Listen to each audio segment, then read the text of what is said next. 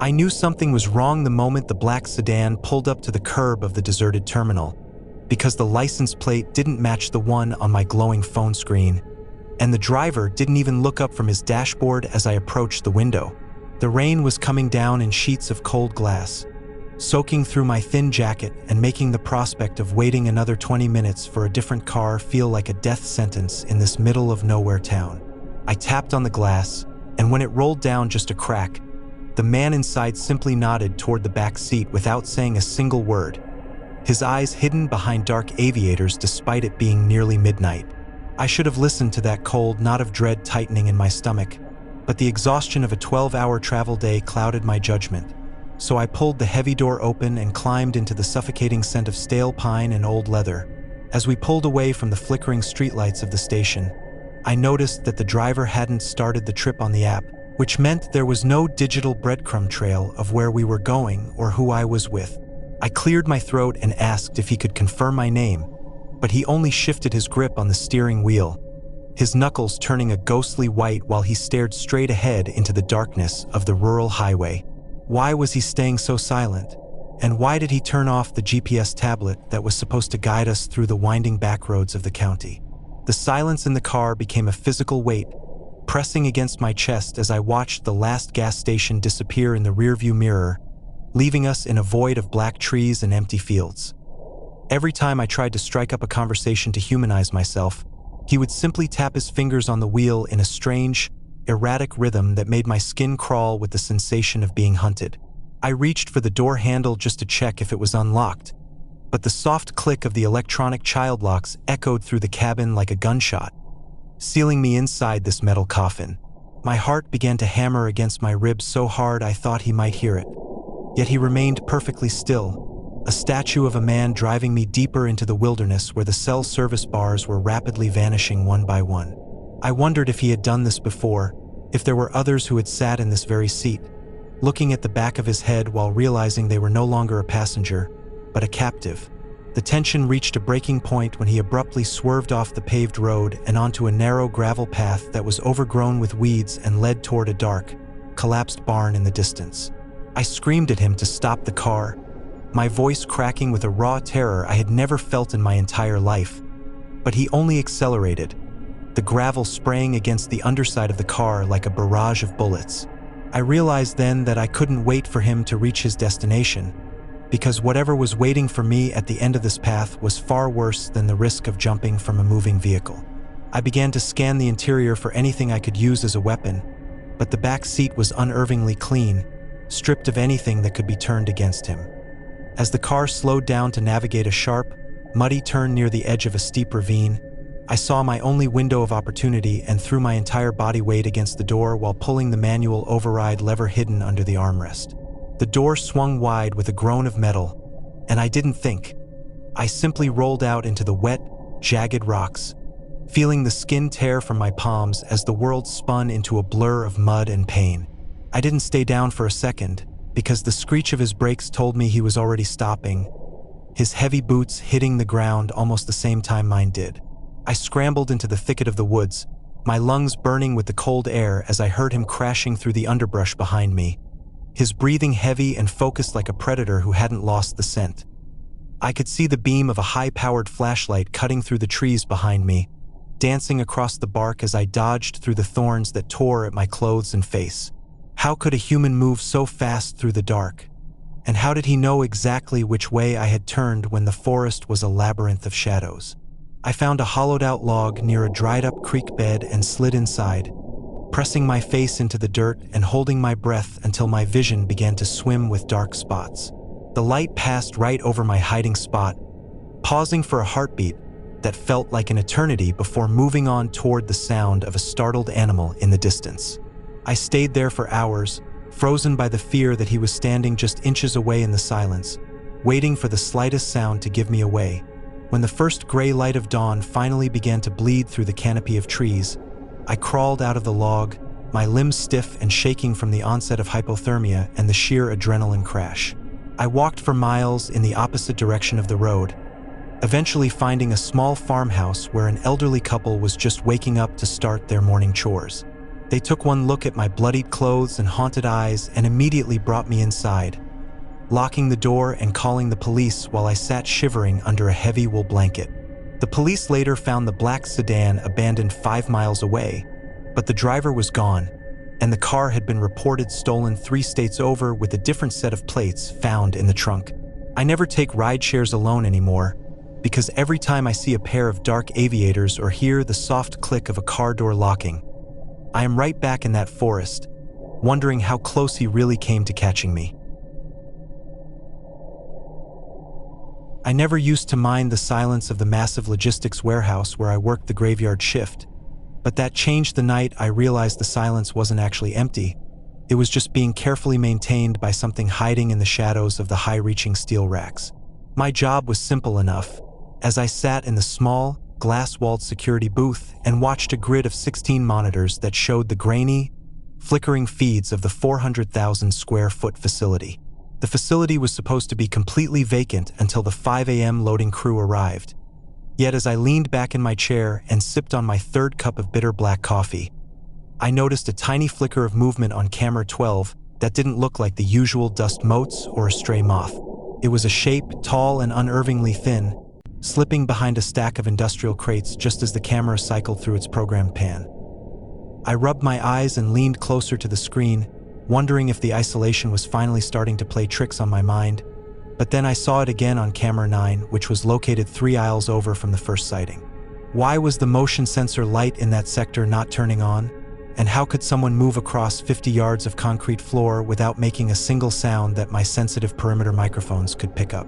I grabbed my heavy mag light and felt the cold weight of the radio on my belt, my heart starting to throb in my throat as I realized the internal phone lines were dead, and my cell phone was showing a no service icon that hadn't been there an hour ago. I knew I should stay in the booth and wait for morning, but the realization that someone was systematically cutting the wires to the external sensors made me realize I was being boxed in.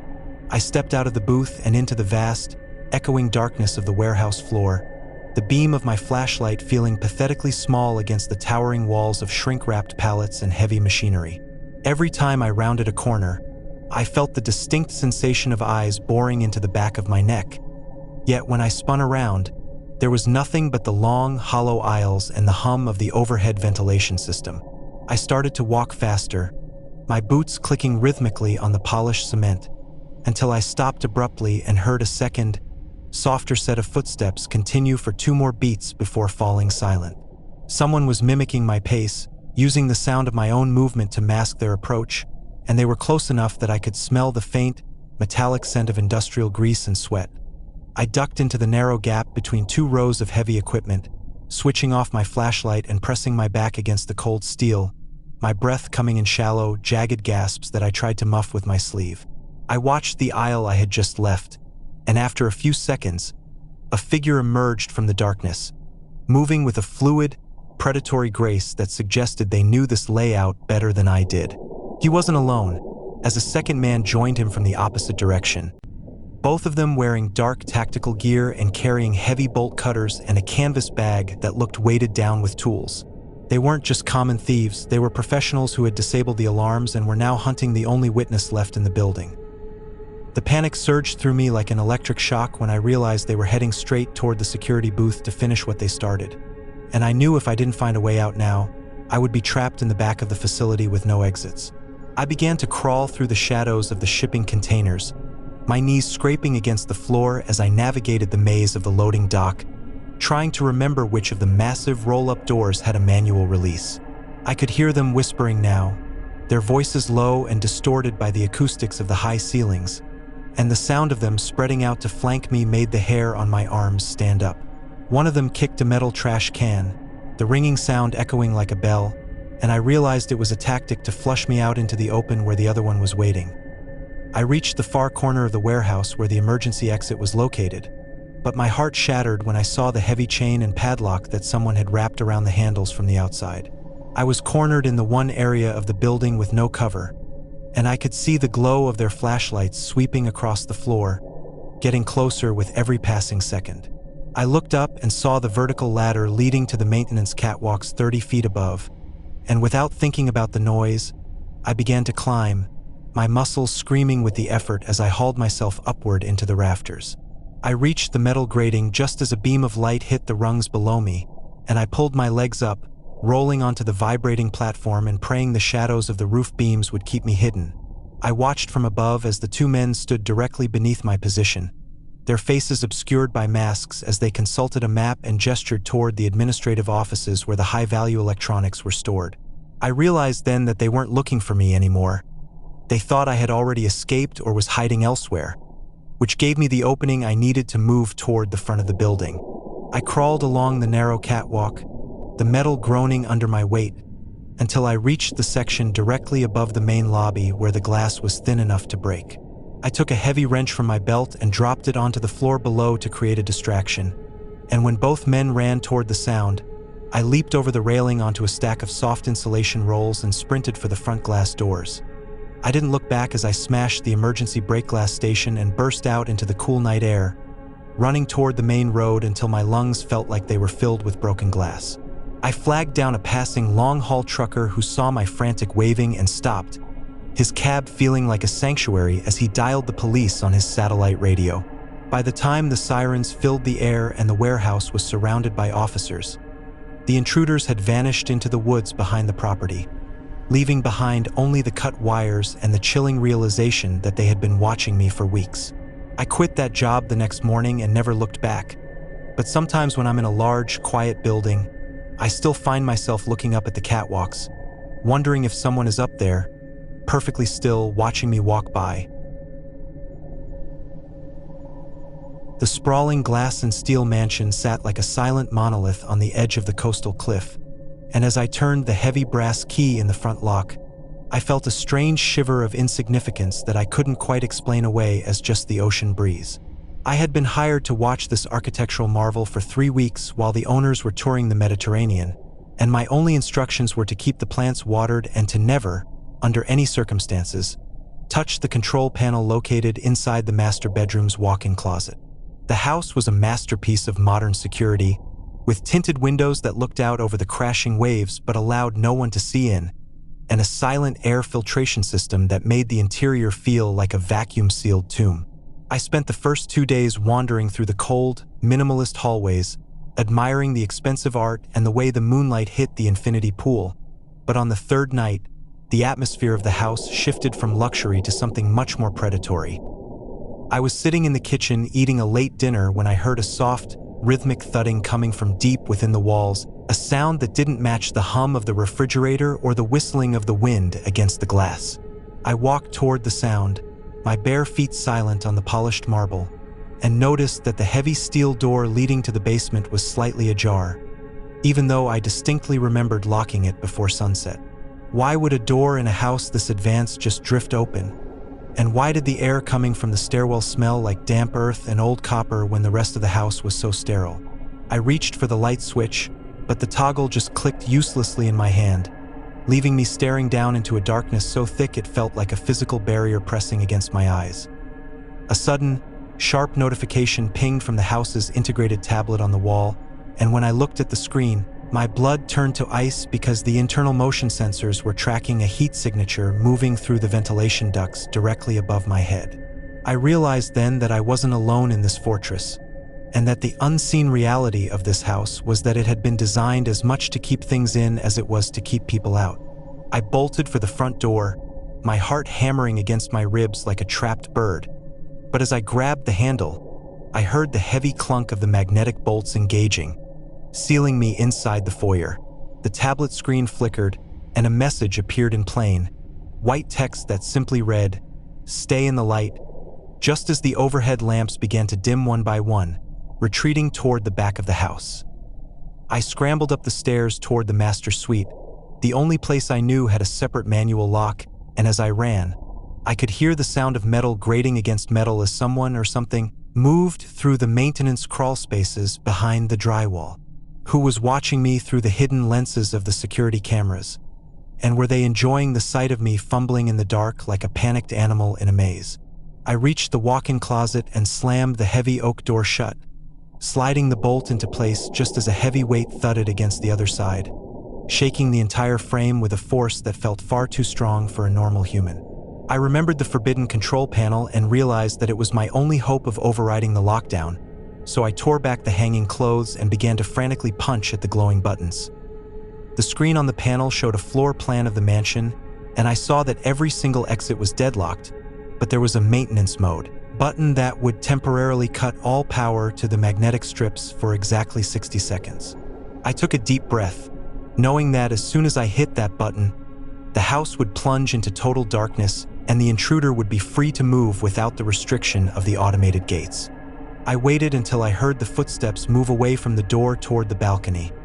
Then I slammed my palm against the override and felt the entire house groan as the power died and the hum of the electronics vanished. I didn't wait to see if it worked.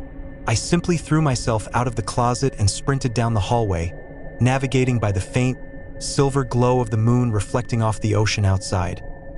I reached the grand staircase and saw a shadow detached itself from the darkness of the dining room.